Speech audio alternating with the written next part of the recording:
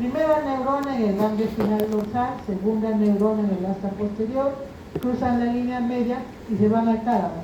¿A qué núcleo del tálamo? Al núcleo ventroposterolateral. Información táctil protopática, grosera. Con eso saben ustedes si la superficie está lisa o es roma, ¿no? O es rugosa, tosca. El yute, por ejemplo, ha palpado el yute, esa información. Receptor encapsulado. Primera neurona en el ganglio espinal. Ingresa a la médula, hace sinapsis con la segunda neurona, su axón cruza la línea media y se ubica en la zona anterior. Este haz que nace en la médula asciende, se va sumando desde la parte inferior, formando el haz espinotalámico anterior. ¿Por qué? Porque está por delante del que ya vimos. ¿Dónde termina? En el núcleo ventroposterolateral del tálamo. Y ahí están los dos haces que hemos visto. Pero ¿qué más hemos señalado? Que el cerebro organiza toda la información de tal manera que mapea toda la zona. Siempre tiene una organización somatotópica, ¿no? Sabe dónde estamos. Y por eso hay el famoso GPS, ¿no? Entonces, cuando llega la información depusada de la parte más inferior, se va a la zona lateral. La que llega viene de la región lumbar, la que sigue viene de la región torácica y la última cervical. Esta es la organización somatotópica del sistema anterolateral, porque tiene tacto protopático, dolor y temperatura. Y ahí tenemos, recogiendo la información de la pierna, del brazo, se va sumando hasta que llega, va ascendiendo hasta que va a llegar al tálamo, finalmente a la corteza. Pero aquí hay una primera neurona, ¿no? Una segunda neurona que va a llegar al tálamo y el tálamo a otra neurona hasta que llega a la corteza cerebral. Hemos recogido la información de un lado del cuerpo, pero está viajando la vía por el lado opuesto. Entonces, en la hemimédula derecha, el cordón lateral y anterior, tiene información dolorosa y térmica ¿de qué lado? En la hemimédula derecha, el haz córtico espinal, perdón, izquierdo puede ser excusado, ¿no? La información táctil epicrítica, fina, discriminativa. Primera neurona en el ganglio espinal dorsal, receptor encapsulado. ¿Qué pasó? Se fue directamente al cordón posterior. Una sola neurona se fue directamente al cordón posterior. Y así va, se va sumando 1, 2, 3 y se va al cordón posterior. Van a formar el haz de Gol y el haz de Burger. El haz de Gol y el haz de Burger. ¿Y cómo? Si recoge la información de la zona más inferior, de la región sacra va a estar hacia la línea media, cerca de la línea media, de la región lumbar, de la región torácica y cervical. Así se organiza, contrariamente al sistema anterolateral. Pero esta es una sola neurona. Entonces, la vía táctil epicrítica del hemicuerpo derecho, ¿por qué lado de la médula viaja? Derecho. Hemos dicho que recoge del mismo lado y envía, no se ha cruzado.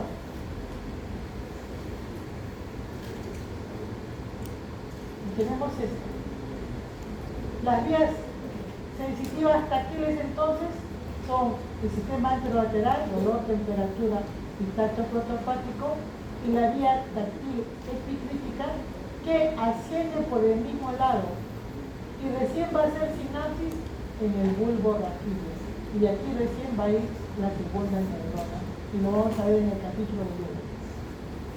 Entonces asciende, cruza la línea media y comienza a hacer acá. Llega y asciende. Son las dos diferencias importantes en la vía sensitiva, ¿no? Y Luego esto forma un sistema lemniscal a nivel de la región del tronco, ¿no? Y cuando falla, es lo que se llama la marcha taconeante, cuando el cordón posterior está alterado y la persona no siente y camina pisando fuerte el talón. Eso era común en el siglo XVII y XVIII, debido a que la sífilis, que es una enfermedad, ¿no?, de transmisión sexual, llegaba a la etapa terciaria y dañaba el cordón posterior. También se puede ver ahora por deficiencia de vitamina B12. Y hay otros haces como son la vía propioceptiva inconsciente. En este caso, el cerebelo va a recibir la información mediante el haz espinocerebeloso posterior y el haz cuneo cerebeloso. En este caso, entonces, una primera neurona recoge la información y se va al cuello. Aquí recibe la información y la segunda neurona asciende por el mismo lado, formando el haz espinocerebeloso directo. Y se va sumando y va a llegar al cerebelo mediante el pedúnculo cerebeloso inferior y va a llegar al cerebelo del mismo lado. La información propioceptiva inconsciente va del mismo lado. Eso recoge la información, ¿no?, sensitiva, propioceptiva, ¿no?, de la parte inferior del cuerpo. Ahí está el haz espinocerebeloso directo. Ya está. Y la vía propioceptiva inconsciente tiene otra vía, el haz espinocerebeloso, que llega a la primera neurona y luego hace sinapsis y cruza la línea media, formando el haz espinocerebeloso cruzado, que llega también al cerebelo y llega mediante el pedúnculo cerebeloso superior, pero antes de ir al cerebelo se deposita. De manera que siempre la información propioceptiva inconsciente va a llegar al cerebelo del mismo lado. Bien. La vía propioceptiva consciente, para que yo pueda hacer esto, ¿no?, o voluntariamente esto, receptor encapsulado, primera neurona, y comienza a ascender. Y comienza a ascender. Entonces quiere decir que el haz de Golgi-Burda lleva información táctil epicrítica y propioceptiva consciente. La primera neurona está en el ganglio espinal, el haz de Golgi-Burda lleva información del mismo lado. Y así va a permanecer, y cuando llegan a centros superiores, entregan al tálamo, a la corteza cerebral, en el salto protopático igual, al tálamo, a la corteza cerebral, y en el caso de la sensibilidad táctil epicrítica y propioceptiva, van a llegar al bulbo raquídeo y allí recién van a entregar la posta que llega al tálamo y a la corteza.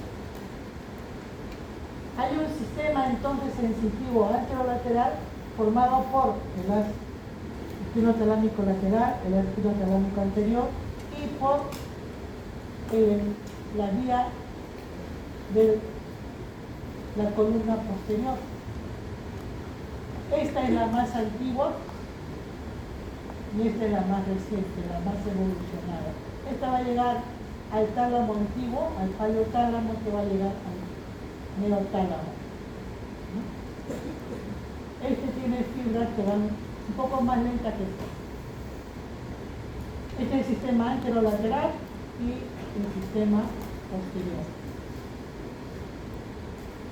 ¿Y todo llega a dónde? A la corteza cerebral, a la circunvolución parietal ascendente, donde hay también una organización somatotópica, donde la inervación que se recoge en la cabeza va a ir al tercio inferior. La de la mano, solamente la mano va a ir al tercio medio. Y el resto del cuerpo a la parte superior de la cara interna del hemisferio cerebral. Esta organización somatotópica se llama el homúnculo sensitivo del tiempo. Y lo ven hoy día por primera vez aquí y lo seguiremos viendo después. ¿Hay otras vías ascendentes? Sí. El haz espino-reticular, que es filogenéticamente más antiguo y que tiene que ver con mantener la integridad de la persona, ¿no? Esto llega, se origina en las láminas 5 a 8 y van a ir a lo largo del tronco para tener despierto, mantener el estado vigil y responder a los estímulos placenteros o aversivos. El espinotectal, que va a los núcleos del pecho, que tiene que ver con la actividad motora, ocular y la orientación de la cabeza con el estímulo visual. El espinolivar, que tiene que ver con la actividad motora. Y estas son las vías ascendentes y ahora vamos a ver las vías descendentes. Aquellas que vienen de centros superiores, como por ejemplo la circunvolución frontal ascendente, donde se origina la corteza, la actividad motora voluntaria. La actividad motora voluntaria también tiene una organización somatotópica. Este es el homúnculo motor de frente. Tercio inferior para la cabeza, tercio medio para la mano, tercio superior del resto del cuerpo y en la cara interna, miembro inferior. Organización somatotópica. Muy bien. La neurona motora superior, que trae información motora voluntaria, desciende hacia la neurona motora inferior, que está en la médula. Entonces ya desciende formando el haz córtico-espinal, que a nivel del bulbo se decusa. Ya veremos cómo se decusa. Pero lo cierto es que llega a la médula ocupando el cordón lateral. Y hay un grupo de neuronas que llegan hacia la zona medial formando el haz córtico-espinal medial. Y otra vía descendente son el haz tectoespinal, que viene del núcleo del pecho, vestíbulo espinal, que viene de los núcleos vestibulares, y vías de neurotransmisores que mantienen el estado de alerta, pero que principalmente modulan la transmisión del nervio. Y todos ellos van a permitir entonces la actividad locomotora, mantener la postura. Las vías motoras que están a nivel cortical son el haz córtico-espinal, la vía del núcleo rojo, el tronco, el núcleo del pecho, el núcleo vestibular, formación reticular, núcleos vestibulares, y todos traen información hacia la médula espinal. Y lo hacen descendiendo y luego poniéndose en contacto con las neuronas más numerosas en la médula espinal. ¿Cuáles son? Las interneuronas. Entonces, hemos hablado de los dermatomas, el área que inervada por una raíz posterior de un nervio espinal. Hemos hablado de la organización de la sustancia gris. Hemos hablado de los tipos de sensibilidad. Hemos visto el dolor y temperatura, cómo se forma. Hemos visto cómo se recoge esta sensibilidad protopática epicrítica y cómo llega al homúnculo sensitivo de Penfield, cómo se forma la vía táctil epicrítica, y hemos visto la propiocepción inconsciente y hemos señalado que la propiocepción consciente va junto con la vía de Golgi-Burda, ¿no? Entonces esto es lo que hemos visto, la vía de Golgi-Burda. Acá el haz posterior, que se va a convertir en vía vertical a nivel del bulbo y luego a llegar al tálamo de la corteza. Hemos visto entonces que hay un homúnculo sensitivo. Vamos a ver luego cómo se forma para llegar a la región de la corteza. Entonces, ¿qué es propiocepción consciente? Ya lo hemos dicho, ¿no? Mi compañera ha puesto su brazo en diferente posición. El tacto epicrítico es discriminar finamente una serie de estímulos, ¿no? Por ejemplo, levanta la mano y cierra los ojos.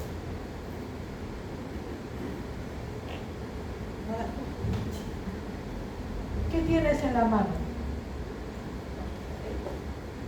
Revísalo bien. ¿Qué tipo de papel? Un billete. ¿De cuánto? Ya no hay. Entonces ella discrimina que este papel es por la contextura, ¿no? Por la textura, por la forma del billete, ¿no? Entonces, eso es tacto fino. Ustedes pueden, si un mendigo en la calle les pide una moneda, y ustedes tienen varias monedas en el bolsillo, ¿qué hacen? Meten la mano al bolsillo y ¿qué buscan? La más pequeña, ¿no? La de 10 centavos. ¿Cómo lo hacen? El tamaño, la textura. Aquella que es más gruesita, más pesada, de 5 soles no la van a dar. No, ni la de 2 soles, tal vez le dan de 50 centavos. Entonces ese es tacto fino, discriminativo, epicrítico, y que se está aquí, en la palma de los dedos, en el pulpejo de los dedos, en la planta del pie, en la mucosa, en la piel desprovista de folículos pilosos, ¿no? Y la propiocepción, ya lo hemos mencionado, la detección del movimiento. Y la vía motora hemos señalado que se origina en la corteza cerebral, desciende y ha de llegar al asta anterior de la médula para la actividad motora voluntaria. Y esta vía piramidal, vamos a ver que tiene varias zonas donde hace una serie de cambios, y lo vamos a estudiar cuando veamos tronco, veamos el encéfalo, y como a nivel de la médula va la médula motora inferior, pero a nivel del tronco va a ir a los núcleos, los nervios craneales, por lo tanto acá la vía se va a llamar córtico, y la vía vestíbulo-espinal, que la vamos a ver en el tronco, la vía tectoespinal, la vía retículo-espinal, la olivo-espinal. Y esto es lo que hemos visto, la sistematización de la sustancia blanca y la sustancia gris en la médula espinal. Cómo se forman los fascículos, cómo están organizados, ¿no? ¿Y qué puede pasar cuando se lesiona una parte de la médula? La mitad de la médula. ¿Qué pasa cuando se produce una lesión total de la médula? Todo eso ya lo pueden deducir, ¿no? Y es para eso que les ha entregado su guía de práctica para que analicen todo eso. Muy bien, entonces hasta aquí llegamos hoy día, que es la primera clase, y continuamos el día lunes. Pero tienen que resolver la guía que les he enviado a cada uno de ustedes, ¿no? Muy bien. Buenas tardes.